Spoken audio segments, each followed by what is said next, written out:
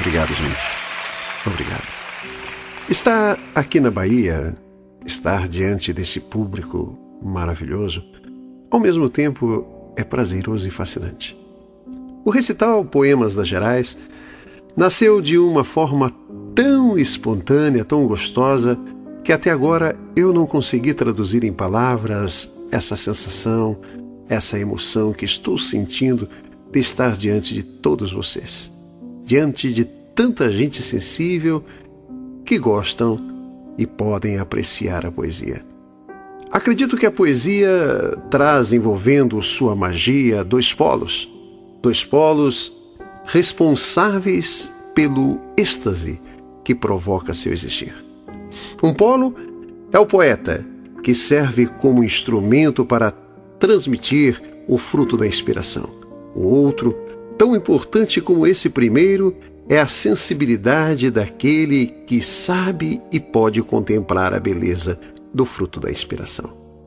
Para melhorar isso, para dar uma melhor condição de vocês mergulharem no momento que me foi facultado transcrever esses poemas, eu acresci, antes de alguns deles, descrições preliminares que vão facilitar que vocês possam sentir a magia do clímax da hora H. Eu gostaria também, gente, de dedicar esse recital Poemas das Gerais à minha família, aos meus 3 filhos, Ícaro, Jonathan e Amanda, que em parceria com Sueli foram os meus mais belos poemas. E também, com muito amor e saudade, dedicar Poemas das Gerais a ela. A ela que antes mesmo que eu fosse, já me esperava. E quando ainda eu não era, já me amava. A ela que fez de meu tornar a realização de um dos seus sonhos. A ela que desprezou rejeitar-me e hospedou-me deliciosamente em suas entranhas. E foi aqui neste mundo anfitrioa nos momentos que mais careci. A ela que hoje, com a boca doce e os lábios repletos de carinho, chamo-lhe mamãe.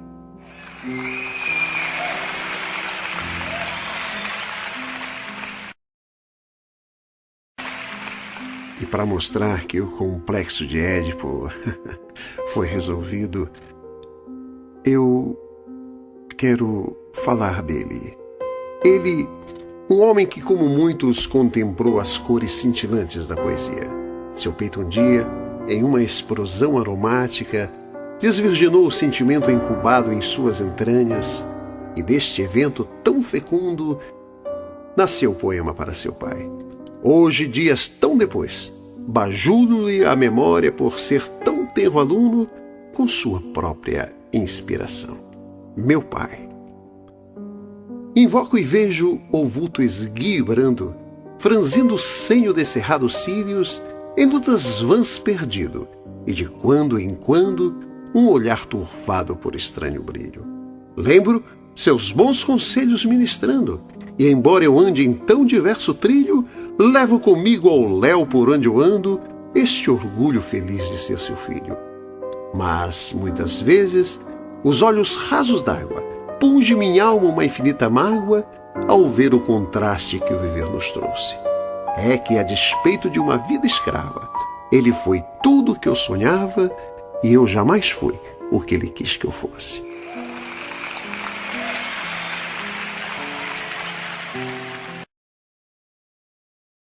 Poemas, contos, pinturas e outros meios de expressar o fruto da inspiração. Pois bem, e a inspiração? A ela devemos o prazer de senti-la usando uma outra pessoa ou usando-nos conforme a sorte de cada um. Particularmente, acredito que sua luz em qualquer instância é prazerosa, e devo confessar que me é de gosto sentir o conforto de sua companhia. Creio também na amizade que ela mantém com a lucidez, mesmo que esta luz seja tão repentina. O poema agora é Repentina Luz. Governar os passos, apreciando viver, é próspero dom, desperta o saber. Se o coração está aberto, a mente alerta, pronto eu sentir. Memória é desperta.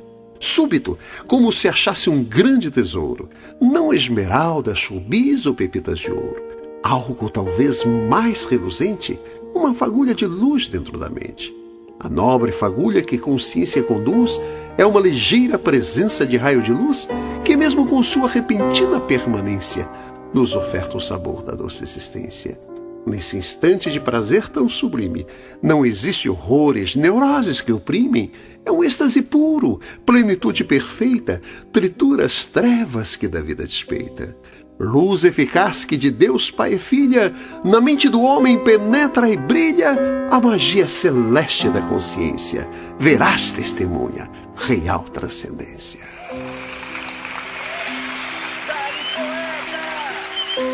Poeta? Eu?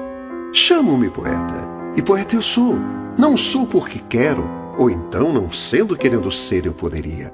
Sou porque minhas palavras, em voluntárias evocações, ressoam no peito as emoções, emocionando sempre em poesia.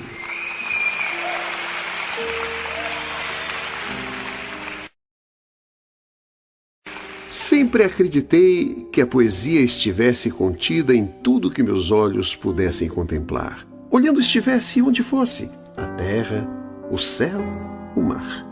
E quando refletia esta minha crença, percebi que o céu nublado estava e que nuvens densas meus olhos limitavam. Então questionei, e neste quadro, onde se esconde a poesia? Foi aí então que nasceu inesquecível magia. O céu se fecha em negro escuro, criando entre a terra e o desconhecido espessas nuvens, fumaças, um muro, escondendo dos olhos o tesouro luzido. São belos lumes que de mundo distantes, ausentes, a noite é tristeza, mas quando visto alegria constante, rubrica divina na real natureza. Ah, se essas nuvens pudessem ver as belas Marias ou o perfeito cruzeiro, jamais de nós ousaria esconder essas lindas obras do Supremo Engenheiro. Porém, se é dia e o sol é quem brilha, os lumes se fundem no azul brilhante, tudo é luz, verás maravilha, alegria e beleza são traços constantes. E a terra então, repleta de cor, recruta de quem é tão triste na vida, as lágrimas roladas, tristeza e dor, uma magia jamais esquecida.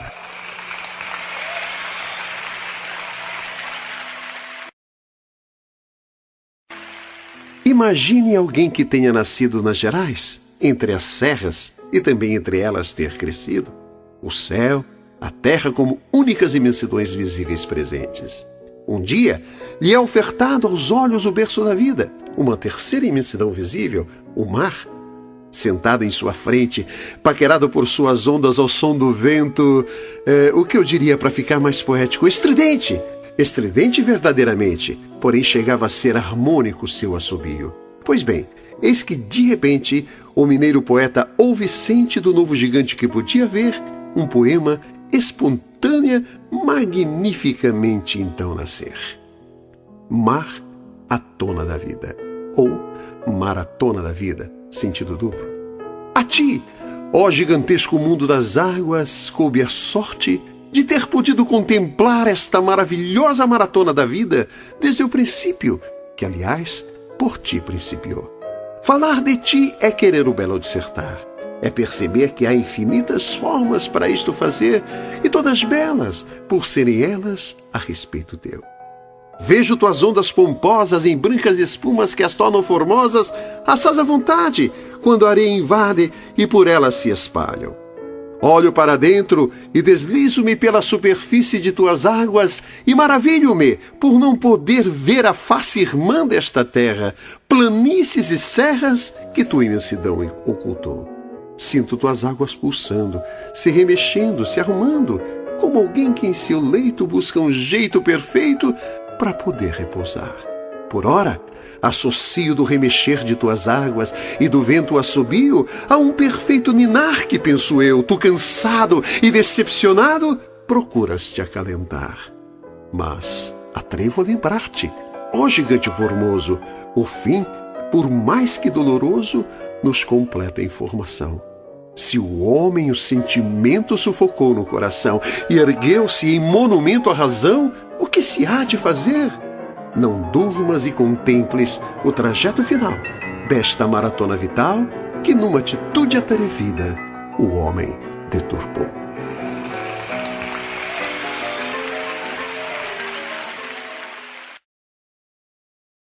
Quando ainda estudava em uma cidade no interior do estado de São Paulo, deparava-me diariamente com um pássaro preso em uma pequena gaiola que ficava exposta no jardim interno do colégio. E ali permanecia entre a indiferença dos jovens universitários e a agressividade da inocente curiosidade das crianças do maternal. O carcereiro responsável, padre, diretor, insistia terminantemente que o pobrezinho ali se encontrava bem melhor, com tanta comida, do que se estivesse solto e necessitasse procurar seu próprio alimento. Depois de vãs tentativas que fiz, falando com o padre diretamente em prol daqueles pássaros, entreguei-lhe o poema Liberdade aos Pássaros, o que pareceu ter surtido efeito. Pelo menos a gaiola nunca mais a vi por ali. Liberdade aos pássaros. Em Ouro Fino, minha terra, onde há verde muita serra, os pássaros são livres para voar e traçar o voo e suas diretrizes. Lá, os voos rasantes são belos e constantes por não existir o perigo do disparo traiçoeiro da arma do inimigo. Os estilingues das crianças, substituído por esperança, demarcam na tenridade os traços bem formados de uma nova mentalidade. As gaiolas aposentadas, sempre em um canto encostadas, já não são ameaças de reter os passarinhos, qualquer que seja a sua raça. Todos cantam uma mensagem, fortemente com coragem, nas melodias corriqueiras que demarcam pela beleza o canto da ave brasileira. O bem-te-vi que sempre insiste, diz que viu e não desiste, em um sonho aparecer, a felicidade aconselhando para sempre assim viver. O João de Barro, coitadinho, que ao canário empresta o ninho, não sente falta da morada, pois ali em qualquer galhinho dá para se fazer pousada. Lá também eu aprendi que, assim como bem-te-vi, todos os pássaros sonham ao gozar a imensidão que de Deus receberam para voar.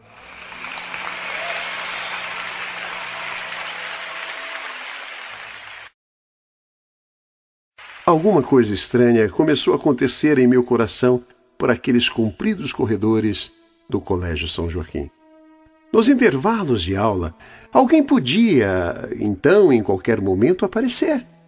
A esperança de poder fixar os olhos nos olhos de alguém que parecia poder me contemplar era ao mesmo tempo fascinante e deprimente.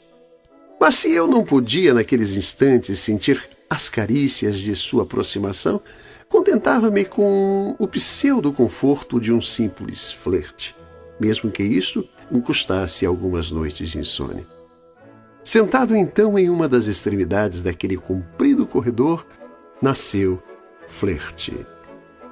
Lá no fundo, como cá na beira, um princípio que se finda, não importa onde situa a parte derradeira. Dos olhos se olha ainda, sentindo que o coração flutua, leva para a cabeceira a preocupação linda. Então saio à rua, na paz da noite faceira, recebendo sempre a boa-vinda da formosa amiga lua. Sinto que a noite inteira, lembranças com uma imagem brinca, com pudor, porém nua, uma paixão verdadeira.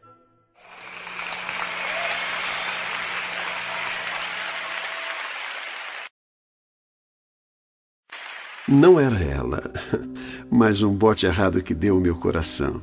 Mas não faz mal. O dia que ele acertar, ela e eu, por certo, faremos de nossas vidas o nosso mundo real. Para minha esposa Sueli, aquela que identifiquei logo assim que vi. Nosso mundo real. No mundo, entre os mundos que por fúteis mundos e mundos se fazem, nossos mundos por um só mundo tornar, pode, por certo, na realidade de uma abdicação dos mundos, a felicidade encontrar. Anularemos da cortesia mundana nosso mundo, um mundo real, que por mérito de um esforço conjunto, passaremos então a reinar. Serás rainha? Eu rei. Súdita serás? Também serei. E quando a corte em festa entrar, pelo real protocolo de abraços e beijos a coroarei. Pegarás o cetro real com minha ajuda, sendo eu rei, ordenaremos a nós os súditos, mútuo amor, perpétua lei.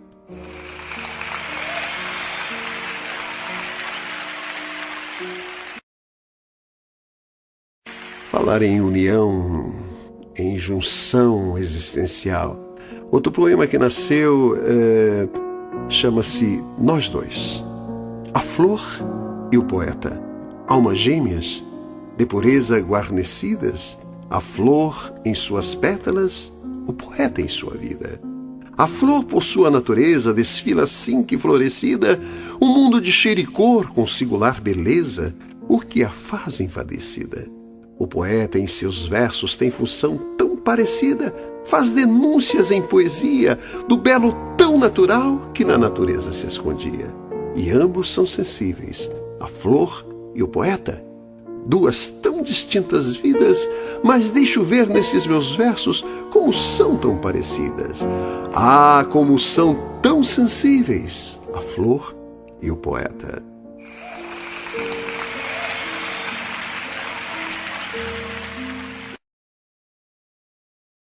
Falar da poesia, denunciá-la na natureza, é um êxtase inexplicável. E uma das denúncias que aconteceu chama-se o Sol.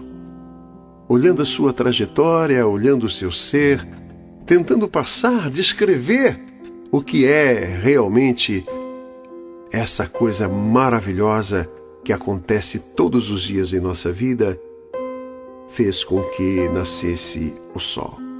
Olhem o Sol, é ele em que traz a luz.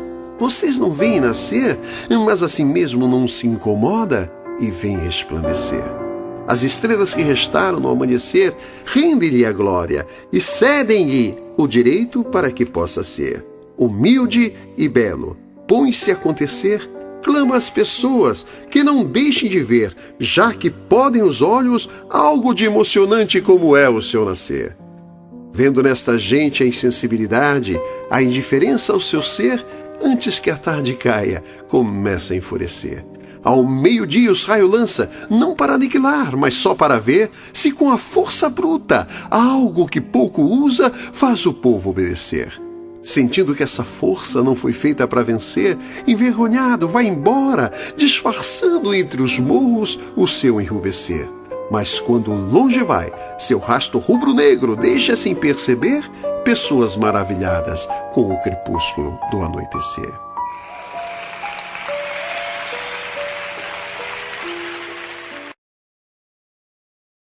E foi numa dessas suas trajetórias que o Sol aprendeu que não é através da força bruta que se consegue alguma coisa. Só conseguiu que as pessoas o admirassem quando se tornou em seus raios meigo e humilde. E foi aí inspirado que nasceu o sorriso de amor. Uma lição ensinada pela vida que leva o sol a transmitir e provar ao vento o poder e a força sublime do amor. Sorriso de amor. Conta-se sobre o mal em que o homem virou racional, sendo obra da natureza, a outros seres naturais contagiaria com certeza. Fala-se também da luz, a qual trouxe um dia a cruz a todos que tivessem amor, jamais se contagiariam da maldade desse tumor. Na história de uma luta entre o amor e a força bruta, que sem contar com a sorte, somente em suas medidas iria vencer o mais forte. E isto aconteceu com o vento, que ao sol levou tormento, querendo fazê-lo provar que só usando do amor, da força poderia ganhar. O sol, sabendo a verdade, aceitou com humildade, deixando em cargo do vento a decisão de quando e as regras do acontecimento. O vento logo bradou e para a estrada apontou a capa de um cavaleiro falando com decisão. Veremos quem tira primeiro. Para conseguir a capa arrancar, encheu seu pulmão de ar, mas à medida em que ele assoprava, o cavaleiro a capa nas costas com mais força segurava. Vendo que não conseguia, irado o vento dizia: veremos se a seguir, só usando do amor você, sol, irá descobrir. Então o sol sorriu, a estrada os montes cobriu, com seu sorriso de amor, irradiou o cavaleiro proteção e calor. Jogando a capa para trás, pois dela não precisava mais, seguiu aquele senhor, aprendendo assim o vento que vence sempre o amor.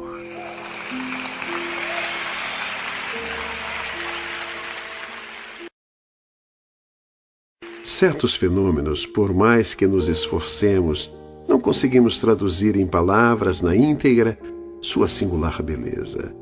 Aí só nos resta então uma alternativa: calar e apreciar o espetáculo oferecido. Foi tentando isso transmitir que nasceu Silêncio Fecundo. É bom calar. Quando o pensamento está longe, as palavras já não têm razão, é bom escutar, ficar calado sem produzir nenhum som, somente ouvir os que de fora vêm. Se é noitinha, ainda no instante em que o sol se vai, calar então se torna um ritual necessário. Aí, a boca cede vez aos olhos e o espetáculo que colore o sol em sua despedida é pura beleza em visão, certeira flecha conduzida que finca e inflama o coração. É bom ser, de tal forma poder se transportar em êxtase, do crepúsculo às cantigas, gozos e talvez lamento dos pássaros que define o entardecer. É bom silenciar, mesmo porque não dá para falar nesse instante em que o mergulho é profundo na vida em que o sol deste mundo estampa no céu.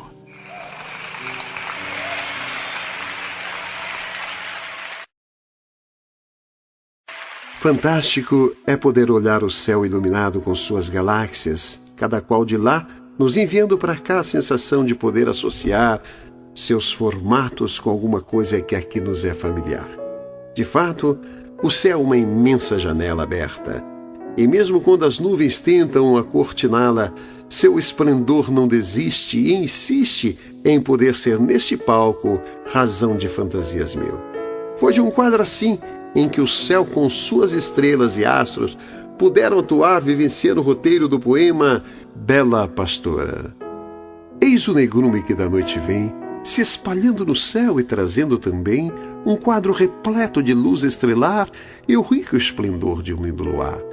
Nuvens disformes, em isolados borrões, ligeiras se apressam por entre clarões, lá em cima tocadas, parecendo apartadas, como o gado no campo que aparta alguém.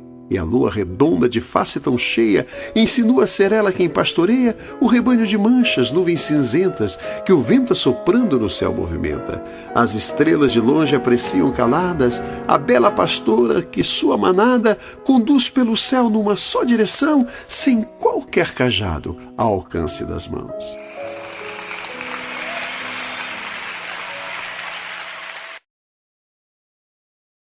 Existem muitas maneiras de se fazer uma viagem.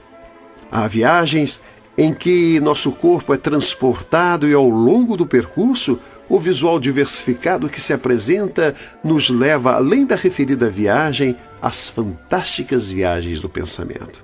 Também existem aquelas em que ficamos imóvel, porém nossa imaginação cuida de percorrer por sua conta própria os caminhos de que naquele instante ficou privado o nosso corpo.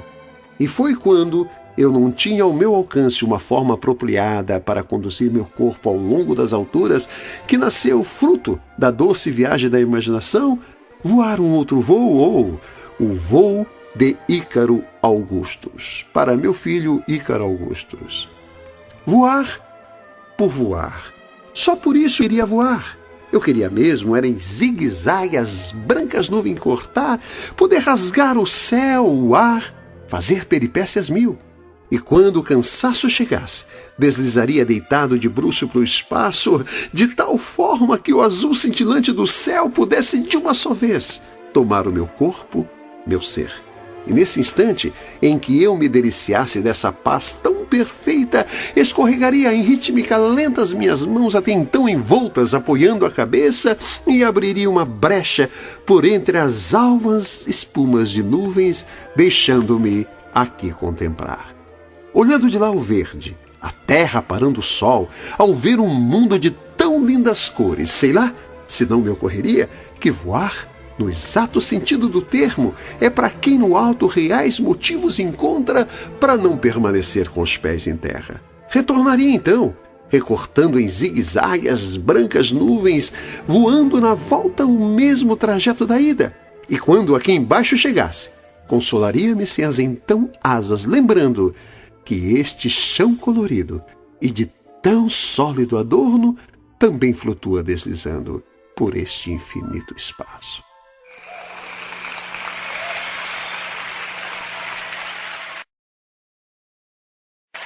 Por ocasião do nascimento do meu segundo filho, pude ler na face de todos os presentes o que relata este poema a seguir. Poema nascido das emoções, oriunda de 3 corações. Uma interiormente sentida e as outras 2 lidas em muitas expressões. Seja bem-vindo. Amado, tu nasceste amado. Bem no princípio teu humano, principiando ainda os passos, não tardou colocar em ti os braços e por ele foste beijado. Amado, tu és muito amado, tão amado quanto amado é teu mano também.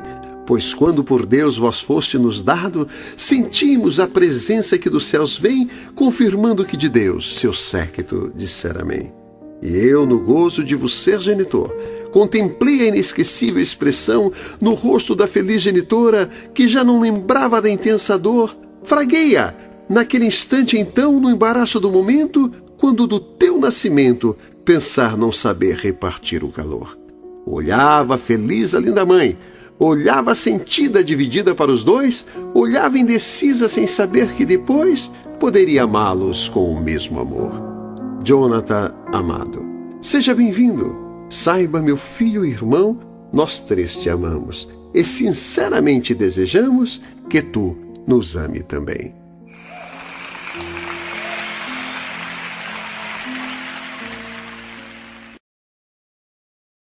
Instantes desses em que questionamos os porquês das incoerências, uma questão se aproximou envolvendo-me. Ninguém sabe mais ver e ouvir. Todos estão surdos e cegos. Cegos ao mal que fazem a natureza, e surdos, pois se pudesse ouvir de cada animal ou ser vivo suas reclamações, por certo não aniquilariam desta forma toda essa harmonia natural. E aquilo tocou-me. E naquele mergulho em que ouvia de mim tais reclamações, pus-me a buscar em um canto qualquer da imaginação o protesto de tão adoráveis criaturas. Poema a seguir, protesto ecológico. A reunião que ficou em segredo, não se sabe se por medo, foi a dos animais, por uma justa causa. Não dá para viver mais. O bosque da cidade, a relíquia, a raridade, foi a sede da reunião. A bicharada reuniu-se para protestar com razão. Cada qual que falava, o motivo realçava de ser o representante de uma raça naquele dado instante. Representava os passarinhos o canarinho, os animais o porco-espinho. Falou o pequeno lambari da escura água do ribeirão. Dá para participar se for daqui. Presidiu a reunião o majestoso rei leão, que sem muito vacilar bateu forte na madeira. A reunião vai começar. Cada qual que falar, algo tem que levantar, reaçou logo tucano. Aqui eu vos lembro, ninguém é humano. O bico canarinho levantou, sobre o céu ele alertou, com a poluição deste ar, estamos ficando fracos, podendo não mais voar. O lambari de onde estava clamou a bicharada, por não poder ouvir com clareza suficiente o que estavam a discutir. É tanto detergente, isto só o peixe sente o rio poluir, e nesta amarga água já não podemos resistir. Vocês podem imaginar que se assim continuar, o ar, a água poluída, as quedas das matas, impossível será na terra a vida.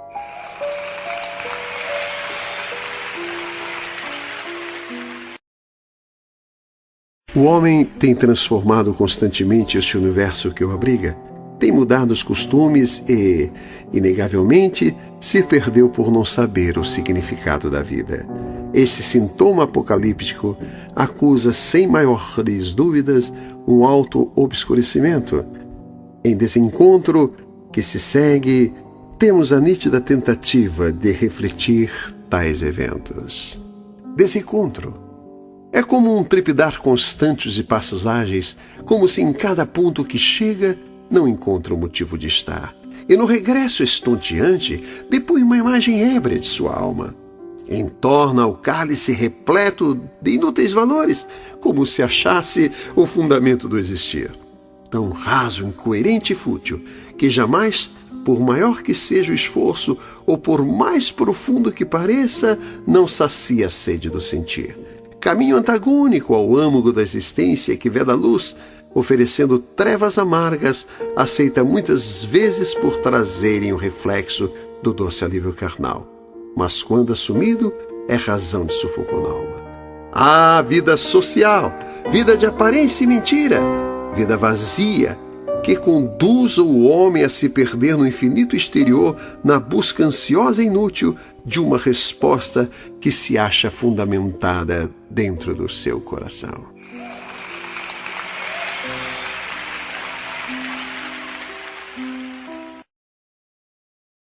Se fôssemos levantar os porquês do desencontro social, inevitável seria voltarmos os olhos para o micro-universo, deixarmos por um pouco o inatingível mundo das multidões e buscarmos a desolada realidade do indivíduo. É inegável que a correlação que se estabelece de que a repercussão se dá do particular para o geral.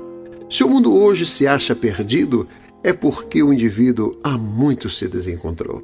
E o mais importante, nos parece, é sabermos que o indivíduo só poderá ter uma consciência mais ampla quando encontrar o conforto e a segurança da singular influência familiar. É a família bem organizada que proporciona lucidez individual. E somente uma sociedade composta por indivíduos lúcidos é que tenderá a eliminar suas diferenças e injustiça. Foi nisso pensando que nasceu Procura-se. Procura-se uma mulher que seja capaz de amar e respeitar na íntegra seu então marido, que saiba ser companheira e que não se irrite de nenhuma maneira com o choro do seu próprio filho. Procura-se uma mulher, não importa a cor que tiver, pode ser amarela, branca ou escura, pode ser alta, baixa ou de média estatura. O importante é que saiba amar. Deverá ser paciente e levar sempre contente esperança para a sua família. Procura-se uma mulher que estampe nos olhos um certo brilho ao ouvir seu próprio filho chamá-la de mamãe. Procura-se para esta mulher um homem que apto estiver para fazê-la feliz. Procura-se uma família.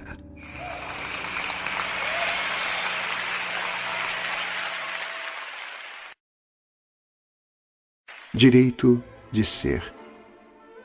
A magia do pensamento, a magia da palavra. Como se pode entender que alguém pensando possa transmitir os seus pensamentos através de palavra e ser entendido pelo outro que escuta? Esta interlocução, este entendimento mútuo deu o direito de ser a este poema. Enquanto oculto, o pensamento furta a possibilidade de ser sem regras, de um acontecer sem julgamento, onde somente a privacidade do subjetivo daquele que pensa é que goza o privilégio de passá-lo em revista. Mas transformado em palavra, se expõe e adquire o pudor daquele que mensura a possibilidade de ser entendido ou não. Uma vez encontrado o eco, surgem refletores que dissipam a negra sombra do obscuro, fazendo ver o brilho singular e esplêndido da razão. Aí então, a palavra se transforma em palco, onde o pensamento dramatiza com veemência o seu direito de existir.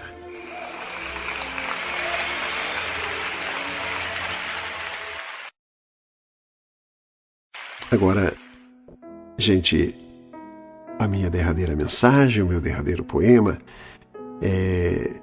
há um mistério inexplicável da vida, um mistério que muitas vezes não sei se vale a pena traduzido em palavra, mas nasceu aqui esse poema cujo título é A Vida é Isso. Viver é com precisa certeza o fluir pleno do ser durante e depois do tempo em que ele permanece por aqui. É a permissão que se tem para ser, nem que em tempo se descubra que tudo que se é por aqui não se é tudo que se pode ser. Viver é devagar e fantasiar a possibilidade de continuar sendo, mesmo quando concretamente por aqui se deixou de ser. é não tentar compreender a obscuridade do todo, elegendo-se a ínfima luz que somos em limitada e ineficaz fonte de luz das explicações dos mistérios que temos por aqui. Viver, enfim, é um mistério, e dos mistérios do mundo, o mais belo. É o acidente que não escolhemos, ou a escolha que não fizemos, mas que nos traz com precisa certeza a beleza de poder sentir seu prazer. Obrigado, gente. Obrigado.